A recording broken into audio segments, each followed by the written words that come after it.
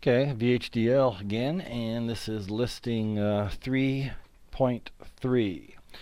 And in listing 3.3, we're going to revisit our old friend the requester. Remember the requester?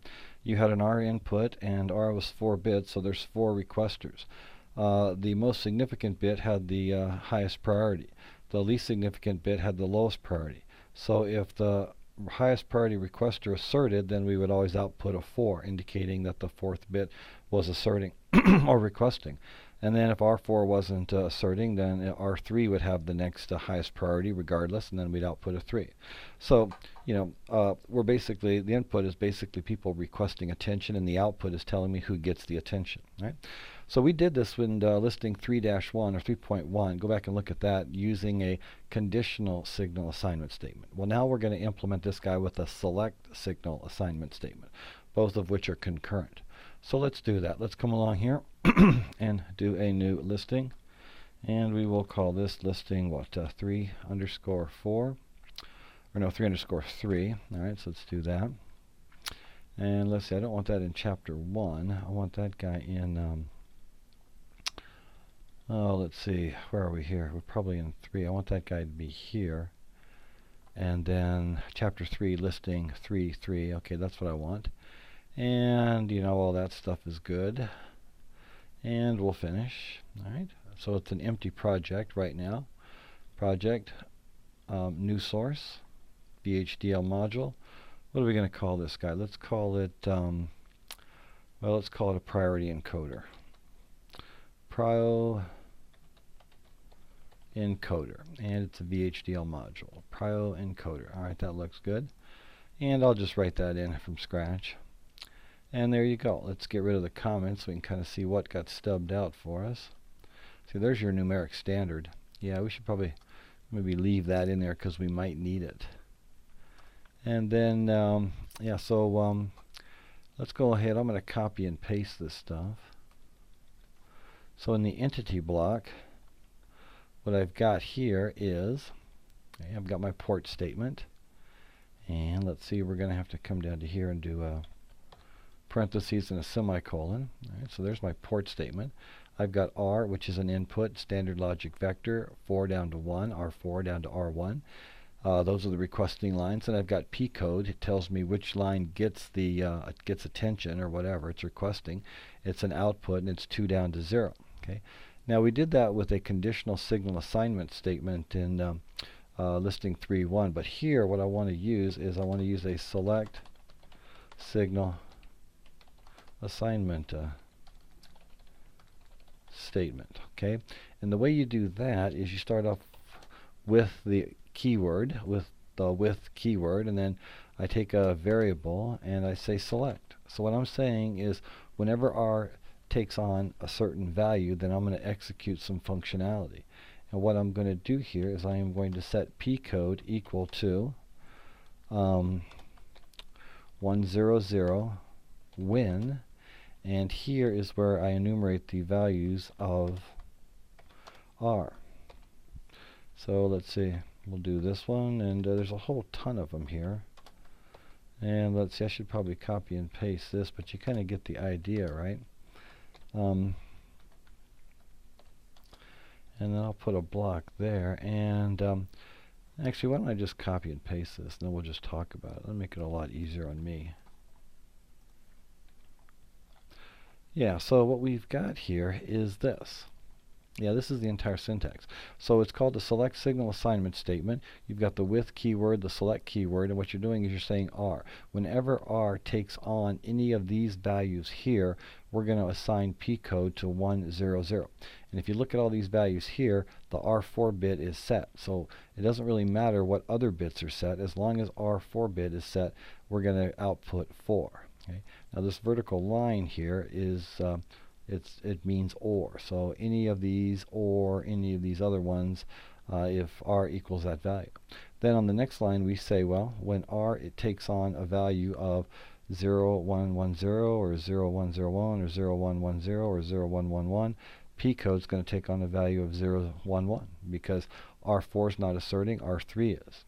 And then on the next case, when R takes on a value of these quantities, then R2 is asserting, but R1 is not, and then R1 is here, but R2 has priority. R4 and R3 are not asserting, therefore we're going to give it to R2. And then the last one down here, or the next one, when R is equal to 0, 0, 1, well, R1's asserting, but R4, 3, and 2 are not, so we're going to give it to R1 because R1 has the lowest priority. Now, if none of the if R is 0, which is, I've got this commented out here, that means nobody's requesting attention, and we output a P code of 0, indicating that nobody's requesting the processor or requesting access to a chip or something. All right, so this is called a selected signal assignment statement, and you need to go back and probably compare that with listing 3.1, which is the conditional signal assignment statement. All right, well, let's go ahead and flip that over to simulation. Save it, and what we can do is we can check the syntax of this guy, and we're good. So at this point, what we really want to do now is add a test bench. So let's add a new source, make it a test bench file, and we will call it TB, and let's see, what's this guy called? Prio encoder. Alright, so it's the test bench on the priority encoder. It's a test bench file. We want to test around the priority encoder. Finish. Okay, and there is my test bench file. Here's my priority encoder that I just wrote. Here's my test bench file. Okay, let's get rid of all the comments here. Now I am going to use this numeric standard because I want to do a for loop. But I don't like this 87. I want to get rid of this 87 crap. I don't like this 87 syntax. So I'm going to get rid of that declaration of the component. I'm not using any clocks, and I've got two test bench variables that I'm going to prefix with TB to indicate they're part of the test bench file. One is TBR, that's going to be connected to R, 4 bits. This guy right here says it initially takes on a value of 0. Okay, and then down here when I instantiate it, well, you got to add all that other stuff in there, right? You remember how to instantiate this? Instantiate, you got to put the entity keyword, and then you got to put work to indicate it's in this workspace, and then you have to have the tag on the architecture. Well, what is the tag on the architecture? Go back into priority encoder, and the tag on the architecture is just behavioral. Okay, so let's go back to test bench and put in behavioral right there, and that would be the newer 2000 syntax. Okay, now in this test bench file you've got two processes. The first process is a clock process. We haven't talked about that, so I'm going to get rid of that. And then the second one is a stimulus process.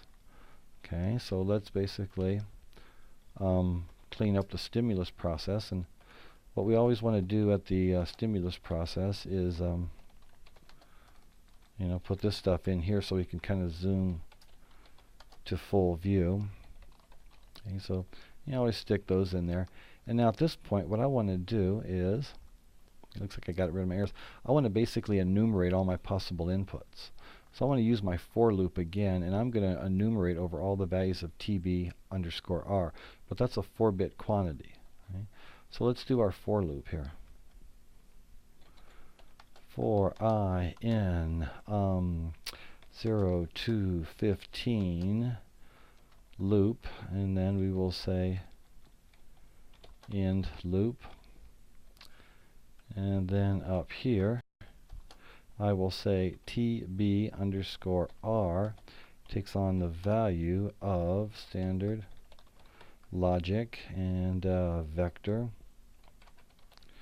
and then we will convert that to an unsigned, and I will put I there, and I'm going to need 4 bits for this, and then I am going to wait for 50 nanoseconds. So I'm going to basically give this TBR value 0 to 15, 4 bits. Okay, now up here when I instantiated this stuff, remember the first variables are the variables of the component.